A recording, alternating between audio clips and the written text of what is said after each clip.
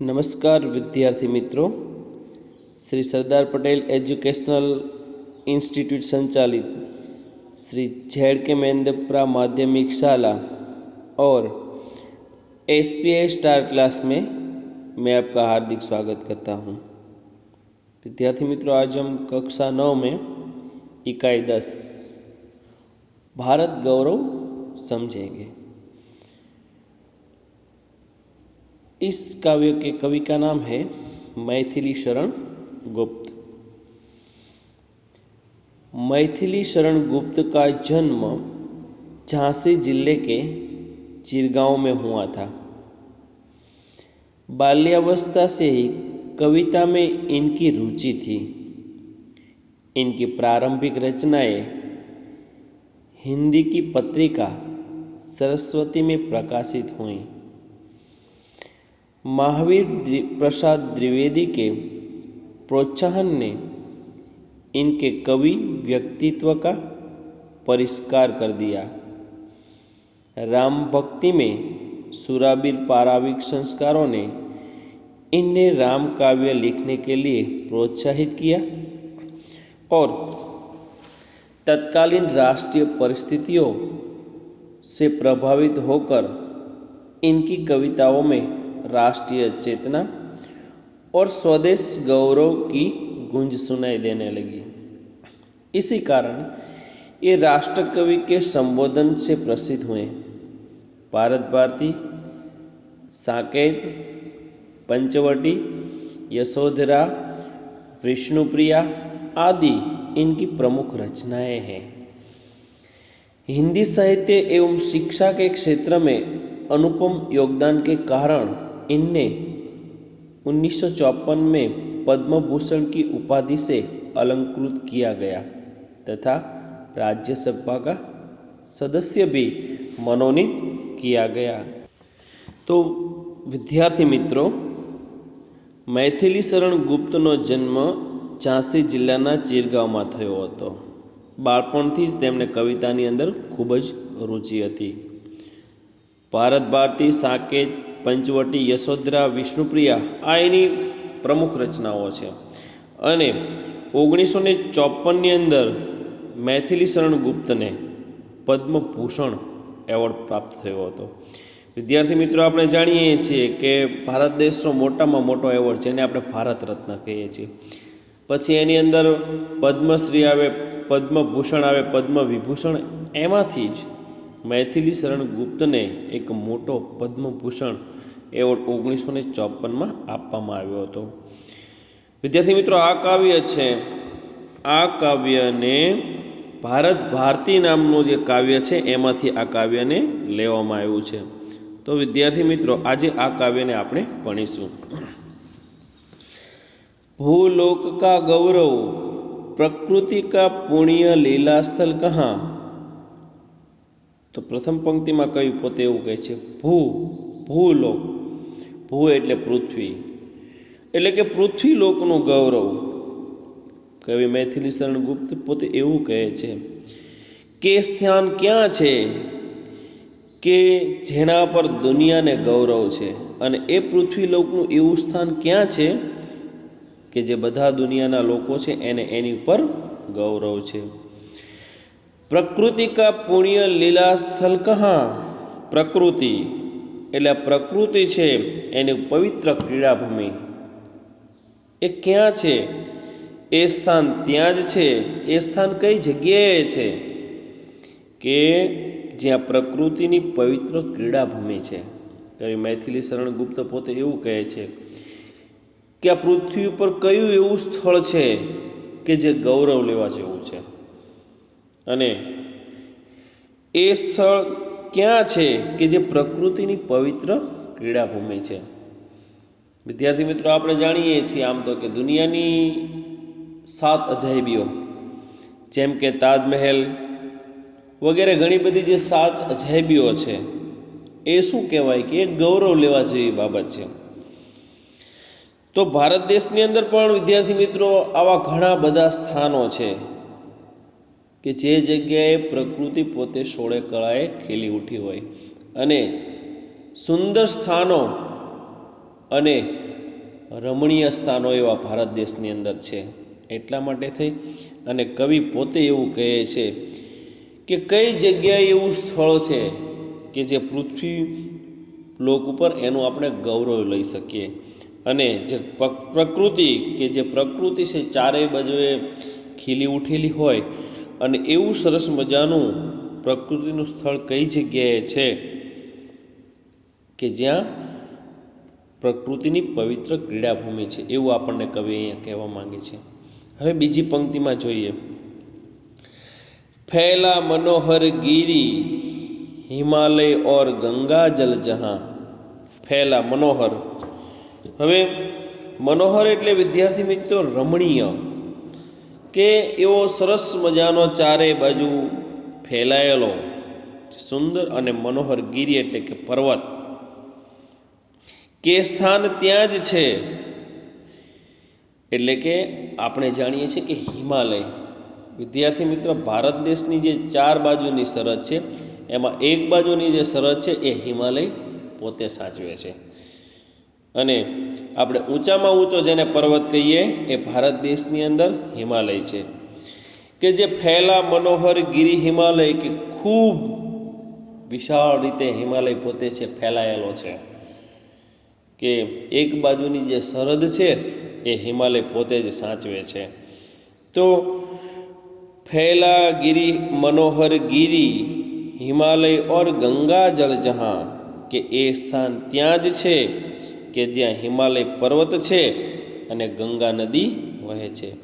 મિત્રો ભારત દેશની મોટામાં મોટી જેને આપણે કહી શકાય લાંબી એ નદી એટલે ગંગા નદી, કે ભારત દેશની અંદર હિમાલય પણ એટલો બધો વિશાળ રીતે ફેલાયેલો છે અને ગંગા નદી પણ ભારત દેશની જે મોટામાં મોટી છે.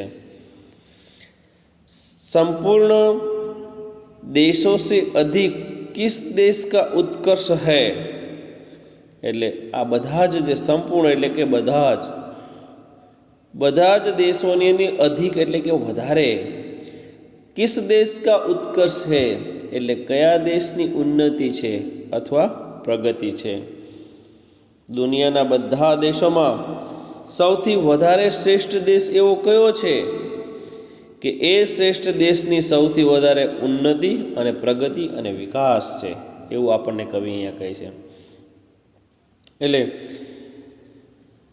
ઉસ્કા કી જો ઋષિ ભૂમિ હૈ વહ કોણ, ભારત વર્ષ હૈ. એટલે પણ કવિ પોતે એવું કહે છે કે જે ઋષિ ભૂમિ, વિદ્યાર્થી મિત્રો આપણે જાણીએ છીએ કે ભારત દેશ છે એક ઋષિની ભૂમિઓનો દેશ છે. ભારત દેશની જેટલી વહેતી નદીઓ છે એ નદીઓના કિનારે ઋષિ મુનિઓએ બેસી અને પોતે તપ કરેલા છે. એટલે ભારત દેશ છે એ પવિત્ર દેશ છે અને ભારત દેશને ઋષિ મુનિઓનો દેશ કહેવામાં આવે છે. એટલા માટે થઈને કવિ પોતે એવું કહે છે કે જો ઋષિ ભૂમિ હૈ વહ કોણ ભારત વર્ષ હૈ, એટલે કે ખરેખર પણ ઋષિભૂમિ જે છે એ જ ભારત વર્ષ છે. કે સૌથી વધારે જો દેશોમાં સૌથી વધારે સારામાં સારો દેશ હોય તો એ ભારત દેશ છે, અને સૌથી વધારે જો ઉન્નતિ કે જેની પ્રગતિ થતી હોય એ દેશ હોય તો એ ભારત દેશ છે. એટલે અહીંયા કવિ પોતે એવું કહે છે કે અમારો ભારત દેશ છે અને એ દેશ એક ઋષિભૂમિઓનો દેશ છે, અને એ જ અમારા દેશનું નામ ભારત દેશ છે. પછી આગળ આપણે જોઈએ, હા વૃદ્ધ ભારત વર્ષ ही સંસાર કા સિરમોર હૈ. એટલે કે કવિ પોતે કહે છે કે હા એ વૃદ્ધ ભારત છે એ દુનિયાના બધા દેશોમાં શ્રેષ્ઠ છે. સિરમોર એટલે કે વિદ્યાર્થી મિત્રો શ્રેષ્ઠ. હા વૃદ્ધ ભારત વર્ષી સંસાર કા સિરમોર હૈ, એટલે કે જે વૃદ્ધ એટલે કે વૃદ્ધ ભારત છે એ જ સંસારની અંદર આ દુનિયાના બધા દેશોની અંદર સૌથી શ્રેષ્ઠ દેશ છે. ऐसा पुरातन देश कोई विश्व में क्या और है, આવો પ્રાચીન, પુરાતન એટલે કે પ્રાચીન, આ એટલો પ્રાચીન જે દેશ છે એ દેશ કોઈ વિશ્વમાં ક્યાં બીજો કોઈ છે? આટલો બધો જે પ્રાચીન એટલે કે જૂનામાં જૂનો જો કોઈ દેશ હોય ભારત દેશ, તો એના જેવો દેશ વિશ્વમાં બીજે ક્યાંય છે? વિદ્યાર્થી મિત્રો, આમ આપણે જાણીએ છીએ કે ભારત દેશ છે પ્રાચીન દેશ છે અને ભારતની જે સંસ્કૃતિ છે એ બધા દેશો કરતાં કંઈક અલગ છે અને ભારતીય સંસ્કૃતિને આપણે મહાન ગણીએ છીએ. તો આપણી સંસ્કૃતિ મહાન છે એનું કારણ શું? તો વિદ્યાર્થી મિત્રો, આપણે જાણીએ છીએ કે જ્યારે આપણા દેશની અંદર જે નાની નાની બાળાઓ છે, એ નાની નાની બાળાઓ છે એ પોતે વ્રત અને ઉપવાસ કરે છે. કોઈ એવો બીજો દેશ નથી કે જેની બાળાઓ વ્રત અને ઉપવાસ કરતી હોય. એટલે આપણા દેશની જે બાળાઓ છે વ્રત અને ઉપવાસ કરે છે અને એટલા જ માટે થઈ અને વિદ્યાર્થી મિત્રો, ભારતીય દેશની આપણી જે સંસ્કૃતિ છે એ મહાન છે એમ આપણે ગણીએ છીએ. આ દેશની અંદર ધર્મનું પણ એટલું જ મહત્ત્વ છે. ભારત દેશ છે આમ જોઈએ તો વિવિધતામાં એકતાવાળો દેશ છે. આ દેશની અંદર, આપણા દેશની અંદર જુદા જુદા ધર્મ પાળતા લોકો પણ જોવા મળે છે. મુસ્લિમ હોય, ઈસાઈ હોય, ખ્રિસ્તી હોય કે કોઈ પણ હોય, એ કોઈ પણ વ્યક્તિ પોતાનો ધર્મ પોતે પાળી શકે છે. એટલે આપણો દેશ જોઈએ, હિન્દુ ધર્મ છે તો હિન્દુ ધર્મને પાળવાની છૂટ, મુસ્લિમને મુસ્લિમ ધર્મ હોય તો એને એનો ધર્મ પાળવાની છૂટ, ખ્રિસ્તી હોય કે ઈસાઈ હોય તો એને પણ પોતાનો ધર્મ પાળવાની છૂટ છે. એટલે ખરેખર આપણો દેશ છે એ વિવિધતામાં એકતાવાળો છે અને આ દેશ છે એ પ્રાચીન દેશ છે, જૂનો દેશ છે. એટલે આની સંસ્કૃતિ છે, આની સંસ્કૃતિ એ ભવ્ય સંસ્કૃતિ છે કે જેની કોઈ ઉપમા પણ આપી શકાય નહીં. એટલે ખરેખર આપણા દેશ જેવો પ્રાચીન દેશ છે એ કોઈ વિશ્વમાં છે નહીં. એટલા માટે થઈ અને આવો દેશ આપણને બીજે ક્યાંય જોવા મળતો નથી. ભગવાન કી ભવભૂતિઓ કા યહ પ્રથમ ભંડાર હૈ. કવિ પોતે એવું કહે છે કે ભગવાને દુનિયામાં વૈભવના જે સૌથી પહેલાં સાધનો બનાવ્યા. ભવભૂતિ એટલે વિદ્યાર્થી મિત્રો સંસાર કા વૈભવ, એટલે સંસારનો વૈભવ. એટલે ભગવાને દુનિયામાં વૈભવના એટલે સુખ માટેના જે પોતે સાધનો બનાવ્યા, વિધિને કિયા ભગવાન કી ભવભૂતિઓ કે પ્રથમ ભંડારે, એટલે ભગવાને દુનિયાની અંદર જે સૌથી પહેલાં સાધનો બનાવ્યા તેમનો ભંડાર પહેલાં આ દેશમાં થયો. विधि ने किया नर सृष्टि का पहले यही विस्तार है. विधि ने किया तो विद्यार्थी मित्रों आम જોઈએ તો વિધિ એટલે કોણ? એ બ્રહ્માજી. આપણે જાણીએ છીએ કે ઘણીવાર એવું કહેવાય છે કે વિધિના લખિયા લેખ લલાટે સાચા થાય. વિધિ એટલે કે જેને કે ઈશ્વર કહી પણ શકીએ અને ભગવાન પણ કહી શકીએ અને બ્રહ્મા પણ કહી શકીએ.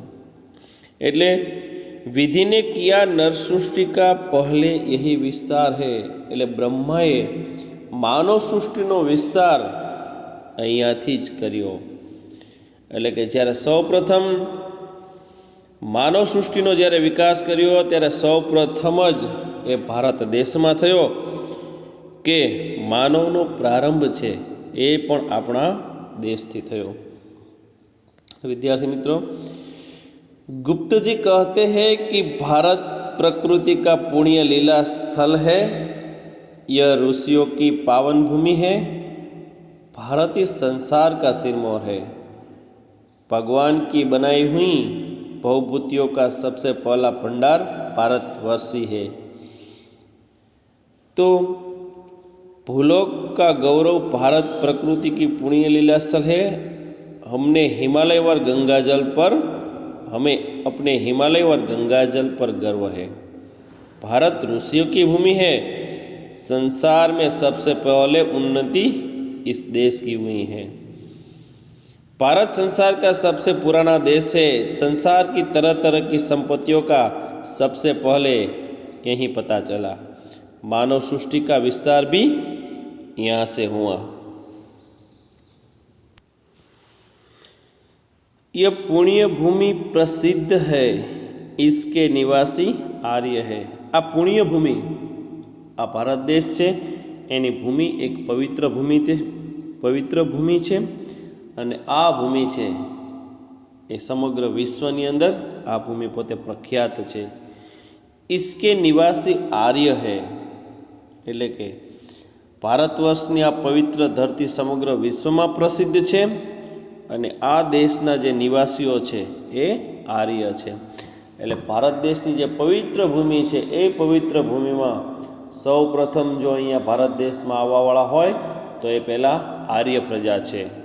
अने भारत देश है ए खरेखर बधा देशोनी अंदर जेने पवित्र देश कहेवामां आवे छे, कारण के आ देशनी अंदर साधु संतोए भारत देशनी अंदर भगवाननुं भजन अने कीर्तन करी अने घणीवार भगवानने पण आ पृथ्वी पर आववुं पड्युं छे। एमांय खास करीने आपणे जोईए तो सौराष्ट्रनी जे भूमि है ए सौराष्ट्र भारत देशनी अंदर पण सौराष्ट्रनी भूमि ए भूमि खरेखर प्रख्यात भूमि है। आज आपणे जोईए कि जूनागढ़नी अंदर पण घणा बधा साधु संतो एवा छे कि जे पोते वर्षोथी पोते तप करी रह्या छे।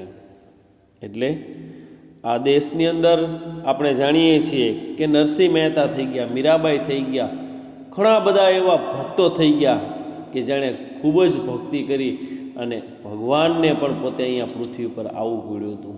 एटले भगवान पण आ सौराष्ट्रनी अने भारतनी भूमि पर पोते घणीवार आव्या छे कि जेना लीधे आपणो आ देश छे ए देश पोते पवित्र छे। माटे अहींया एम कहेवाय छे कि आ भूमि छे ए भूमि पवित्र भूमि छे। विद्या, कला, कौशल सबके जो प्रथम आचार्य है, एटले विद्या अने कला कौशलनी अंदर के जेना पहला विद्या अने कला कौशलनुं जे ज्ञान आपवावाळा छे, जे आचार्यो छे कि जेना प्रथम आचार्य कि जेने विद्यानुं सारामां सारुं ज्ञान हतुं, कि जे पोते विद्यानी अंदर कला कौशलनी अंदर जे पूरेपूरा पोते ज्ञानी हता एवा आचार्यो पण आ भारत देशनी अंदर थई गया। विद्यार्थी मित्रों वधारे ने पण આપણે પ્રાચીન સમયની વાત કરીએ કે પ્રાચીન સમયની અંદર ગુરુ દ્રોણ હતા અને એ ગુરુ દ્રોણ છે કે 5 પાંડવો જેને આપણે કહીએ છીએ અર્જુન, ભીમ, સહદેવ, યુધિષ્ઠિર અને નકુલ, આ પાંચેયને ગુરુ દ્રોણ છે એ પોતે વિદ્યાનું જ્ઞાન આપતા હતા। આપણે જાણીએ છીએ કે અર્જુન છે એ જો ધનુર્ધર થયો હોય तो एने गुरु द्रोण पासेथी एने पोते विद्या प्राप्त करी हती। एटले पहेलाना समयनी अंदर एवुं हतुं के बाळक ज्यारे थोड़ुंक मोटुं थाय त्यारे एने आश्रम शाळामां मूकवामां आवे अने ए आश्रम शाळानी अंदर पोताना गुरु पासे रहेतुं अने पोताना गुरुनी आज्ञानुं पालन करतुं अने गुरु जेवी रीते एने जे रीते विद्या शीखवे ए रीते बधा शिष्यो पोते विद्या शीखता। परंतु मात्र विद्या शीखवानुं नहीं, परंतु आश्रम शाळाओने साफ राखवानुं, रसोई बनाववानुं, लाकड़ा कापवानुं अने अन्य जे बीजा आश्रम शाळाओना काम होय ए काम पण शिष्यो पोते जाते करता। एटले खरेखर जे बाळकने विद्या प्राप्त करवानी होय ते कुटुंबमां, समाजमां के पोताना घरे रहीने पोते विद्या प्राप्त करतो नहीं, परंतु बाळक जे छे ए पोते आश्रम शाळाओमां जाय अने त्यां पोते गुरु पासे रहे अने गुरु जे कहे, गुरु जे रीते विद्या शीखवाड़े ए रीते पोते विद्या शीखतो अने गुरुना जे आदर्शो छे एनुं पोते पालन करतो। एटले आश्रम शाळाओमां जे गुरु पासे जे बाळक रहेतुं ए पोते विद्यानी अंदर अने कला कौशलनी अंदर पोते निपुण थतो। विद्यार्थी मित्रों घणा वर्षो थया छतां पण आजे आपणे अर्जुनने याद करीए छीए, कारण के अर्जुन छे हमेशा गुरु द्रोण पासे रहतो अने गुरु द्रोण छे एने अर्जुन खूब ज प्रिय हतो। गुरु द्रोण छे बधा शिष्योने एक साथे विद्या शीखवता, परंतु આપણે જાણીએ છીએ કે જેમ આજે પણ આપણે શાળાની અંદર શિક્ષક ભણાવ્યા પછી જેવી રીતે પરીક્ષા લે છે, તેવી જ રીતે આશ્રમ શાળાઓમાં જે શિષ્યો ભણતા ત્યાં પણ શિષ્યો પાસે ગુરુ હંમેશા એની પરીક્ષા લેતા અને પોતે નક્કી કરતા કે ખરેખર આ જે શિષ્ય છે એ વિદ્યાની અંદર અને કળા કૌશલની અંદર પોતે નિપુણ છે. ગુરુ દ્રોણને અર્જુને એવો ધનુર્ધારી બનાવ્યો હતો કે જેને વિશ્વમાં પણ લોકો આજે યાદ કરે છે. એટલે જે વિદ્યા શીખવવાવાળા હતા એ વિદ્યા શીખવવાવાળા આચાર્યો છે કે જેના પ્રથમ કે જે પહેલા આચાર્ય થઈ ગયા હોય એ આચાર્ય પોતે ભારત દેશની અંદર થઈ ગયા છે કે જે પોતે વિદ્યા શીખવતા હતા. સંતાન ઉનકી આજ યદ્યપિ હમ અધોગતિ में પડે. હવે કવિ પોતે એવું કહે છે અહીંયા કે જોકે આર્યોના એ સંતાન આજે અધોગતિમાં છે, એટલે ભારત દેશના જે સંતાન છે એ સંતાન આજે અધોગતિની અંદર, એટલે કે આજે પોતે ખરાબ હાલતની અંદર છે. પર ચિન્હ ઉનકી ઉચ્ચતા કે આજ ભી કુછ હે ખડે. જોકે આર્યોના સંતાન છે એ આજે પણ ખરાબ હાલતમાં છે, અધોગતિમાં સપડાયેલા છે, છતાં પણ તેમના જે મહાન ચરિત્રો છે એના નિશાન આજે પણ હયાત છે. એટલે આમ જોઈએ કે આપણો દેશ છે દિવસે ને દિવસે પરિવર્તન પામતો જાય છે. જૂનું છે બધું ભૂસાતું જાય છે અને નવું દરરોજ ઉમેરાતું જાય છે. આપણી જે ભારતીય સંસ્કૃતિ છે એ સંસ્કૃતિ ખરેખર પ્રાચીન છે, તેમ છતાં પણ પ્રાચીન સંસ્કૃતિના અવશેષો આજે પણ આપણી પાસે છે જ, અને એટલે જ આપણે એના અવશેષો ઉપરથી પ્રાચીન સંસ્કૃતિને યાદ કરીએ છીએ. એટલે કવિ પોતે એવું કહેવા માંગે છે કે આપણે છીએ આર્યોના સંતાન છીએ અને આજે આપણે અધોગતિમાં સપડાયેલા છીએ, એટલે કે ખરાબ હાલતમાં છીએ. તેમ છતાં પણ મહાન ચરિત્રોના જે નિશાન છે એ નિશાન પણ આજે આપણી ઉપર છે, એ નિશાન પણ આપણી ઉપર આજે પણ છે જ અને હયાત છે, એવું અહીંયા કવિ मैथिली शरण गुप्त कहवा मांगे. गुप्त जी के अनुसार भारतवासी आर्यों की संतानें हैं. एक समय था जब आर्य विद्या और कला कौशल में सबसे आगे थे. ज्ञान विज्ञान के क्षेत्र में उनका कोई मुकाबला नहीं कर सकता था, परंतु उन महान आर्यों की संतान होकर भी आज भारतवासी अधोगति में पड़े हुए हैं. प्रगति की दौड़ में वे बुरी तरह पिछड़ गए हैं, फिर भी अपने महान पूर्वजों के उच्च आदर्शों को वे भूले नहीं हैं. आर्य भारत के प्राचीन निवासी थे. उन्होंने ही संसार को विद्या और कला कौशल का ज्ञान दिया. हम उन्हीं आर्यों की संतानें हैं. आज देश की दशा अच्छी नहीं है, फिर भी प्राचीन सभ्यता संस्कृति के गौरव चिन्ह अब भी यहाँ मौजूद है. आर्यों में परोपकार की प्रबल भावना थी. उनका जीवन दूसरों की भलाई में बीतता था. वे महान चरित्र के कर्मवीर पुरुष थे. એટલે વિદ્યાર્થી મિત્રો, હવે આર્યો જે છે એ પોતે જ પોતાનું જીવન છે એ બીજાના માટે પરોપકાર માટે પોતે વિતાવતા હતા. વે આર્ય ही थे. હવે આપણે આગળ જોઈએ. वे आर्य ही थे जो कभी अपने लिए जीते न थे. હવે કવિ मैथिली शरण गुप्त પોતે એવું કહે છે કે એ પોતે આર્ય જ હતા અને એ આર્યો છે જે પોતાના માટે પોતાનું જીવન છે એ પોતાના માટે ક્યારેય જીવતા નહોતા. પોતાના જીવનને પોતે ક્યારેય પોતાનું સમજતા નહોતા. જેમ કે આપણા દેશની અંદર એવા ભક્તો પણ થઈ ગયા કે જે પોતાના માટે પોતાનું જીવન જીવતા નહોતા, કે જે છે બીજા લોકોની જે પોતે સેવા કરતા હતા અને બીજા લોકોની સેવાની અંદર જેને પોતાનું જીવન છે સમર્પિત કરી દીધું હોય. એટલે અહીંયા આર્યો જે છે એ આર્યો છે પોતાના જીવનને પોતાનું જીવન ક્યારેય સમજતા नहोता। वे स्वार्थरत हो मोह की मदिरा कभी पीते न थे। એટલે કે સ્વાર્થરત, વિદ્યાર્થી મિત્રો સ્વાર્થરત છે શબ્દ આપણા માટે નવો છે, એટલે કેવલ અપના ही લાભ देखने वाला એને સ્વાર્થરત કહેવાય। અને મદિરા, મદિરા શબ્દ પણ નવો છે। મદિરા એટલે કે શરાબ,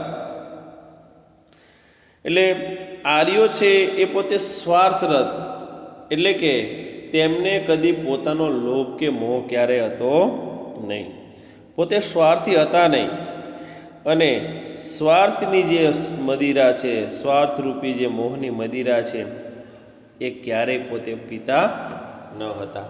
એટલે આર્યોનું જીવન પણ એવું હતું કે જે બીજાના માટે જીવતા હતા, જે લોકો છે પોતે પરોપકાર માટે જીવતા હતા।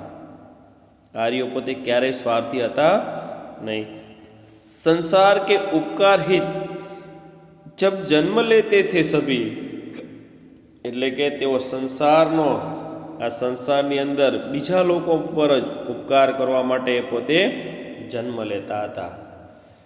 તેઓ સંસારનો ઉપકાર કરવા માટે જ તેઓ હંમેશને માટે પોતે જન્મ લેતા હતા।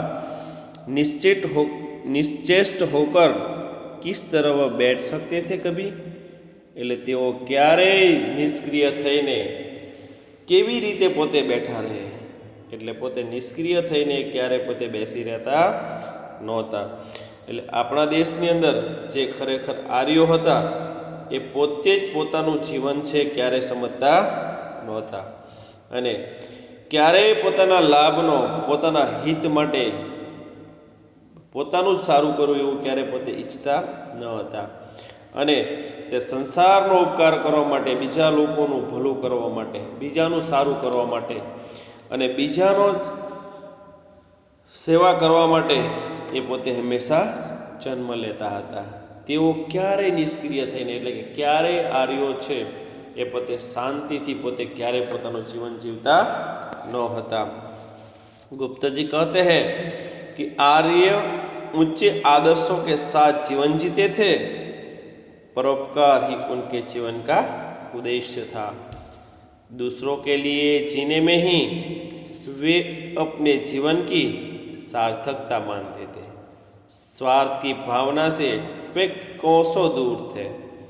वे कर्मवीर थे, निष्क्रिय होकर बैठना वे नहीं जानते थे। इस प्रकार गुप्त जी ने आर्यों की जो उच्च और आर्यों के उच्च चरित्र की प्रशंसा की है। तो विद्यार्थी मित्रों, अहींया आपणे कवि मैथिली शरण गुप्तजीए सरस मजानी आपणे अहींया वात करी छे। भारत संसार के प्राचीन देशों में से एक है।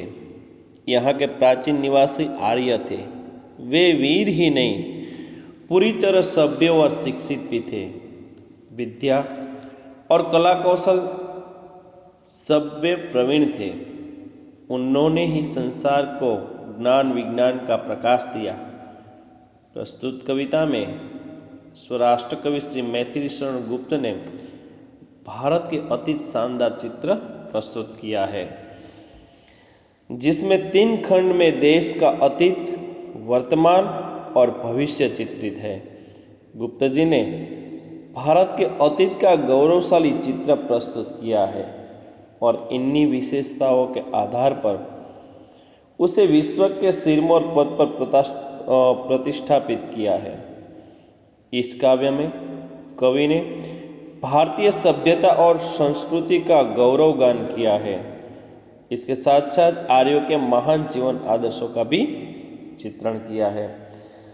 तो विद्यार्थी मित्रों, आ काव्यनी अंदर अपना कवि मैथिली शरण गुप्तए भारतનું જે ગૌરવ છે કે ભારતના લોકોનું જે ગૌરવ છે એની સરસ મજાની આપણને વાત કરવામાં આવી છે કે આ દેશની જે સંસ્કૃતિ છે અને આ દેશની જે સભ્યતા છે એનું ગૌરવ કરવા જેવું છે। સંસ્કૃતિ અને સભ્યતા આ દેશના ખૂબ જ મહાન છે અને અહીંયા થઈ ગયેલા જે લોકો છે એના જીવનના આદર્શો છે એ આદર્શો પણ ખૂબ જ ઊંચા છે।